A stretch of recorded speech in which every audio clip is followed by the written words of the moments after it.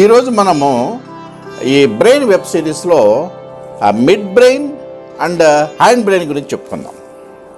ఈ mid brain ఆ సెరిబ్రమ్ను ఆ వెన్నుముకను కలిపి ఉంచుతుంది. ఇది ఇన్వాలంటరీ పనులన్నీ చేస్తుంది. ఇంతకుముందు మనం చెప్పుకున్నట్టుగా ఫోర్ బ్రెయిన్ మనకు తెలిసి చేసే పనులన్నీ ఫోర్ బ్రెయిన్ చేస్తుంది. మన శరీరానికి అవసరమైనటువంటి పనులు మనకి తెలియకుండా ఇన్వాలంటరీగా చేసేదే ఆ mid brain and hand brain.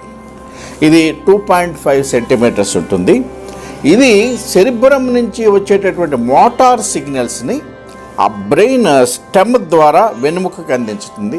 ఆ వెన్నుముక నుంచి ఏ పార్ట్స్కి వెళ్ళాలో అలా వెళ్ళిపోతాయి. ఇంతకుముందు మనము బ్రెయిన్ వెబ్ సిరీస్ ఎపిసోడ్ 2లో చెప్పుకున్నాం.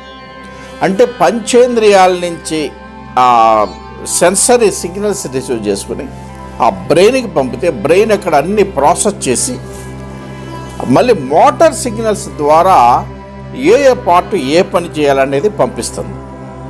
ఇవన్నీ కూడా ఈ బ్రెయిన్లో ఉన్నటువంటి అన్ని పార్ట్లు మ్యూచువల్ కోఆపరేషన్ అండ్ కోఆర్డినేషన్తో చేస్తాయి. It's neural pathway. ఇక్కడ కనిపించేటటువంటి ఆ రంధ్రం ఏదైతే ఉందో హోలు, దాన్ని అక్విడేట్, మనము ఆ కాలం మీద కట్టే అక్విడేట్ లాంటిదే. ఇది సెరిబ్రో స్పైనల్ ఫ్లూయిడ్ యొక్క పాత్వే. ఈ మిడ్ బ్రెయిన్ మనం అనుభవించేవే, రోజు మనకు ఎదురయ్యే సంఘటనలే ఆ మిడ్ బ్రెయిన్ చేసేది. కాకపోతే ఇది మిడ్ బ్రెయినే చేస్తుందని మనకు తెలియదు. అందులో auditory reflection and visual reflection. For example, మనము రోడ్డు మీద నడుస్తున్నాం, లెఫ్ట్లోనే నడుస్తుంటాం. ఒక్కొక్కసారి పరిజ్ఞానంగా రోడ్డు మధ్యలో అటు ఫ్రెండ్స్తో కబుర్లు చెప్పుకుంటా వెళ్తుంటాం. సడన్గా వెనక నుంచి బస్సు డామ్ అని వినపడుతుంది.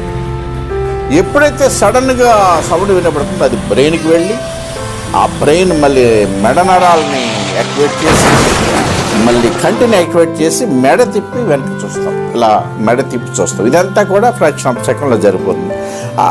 జరిగిన వెంటనే ఏమవుతుంది, గబుక్కుని అటుపక్క ఇటుపక్క మనం తప్పుకుంటాం లేదా దూకుతాం.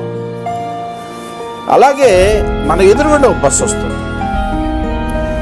అది కొంచెం అదుపు తప్పి మన మీదకి వస్తున్నట్టు అనిపించగానే ఏం చేస్తామంటే సడన్గా సేమ్ రియాక్షన్ మళ్ళీ బ్రెయిన్లో చూసి మనము అటువైపు ఇటువైపుకు బాడీని ఎటు సేఫ్టీగా ఉంటే అటువైపుకు బాడీని దూకటము షిఫ్ట్ చేయటమో జరుగుతుంది.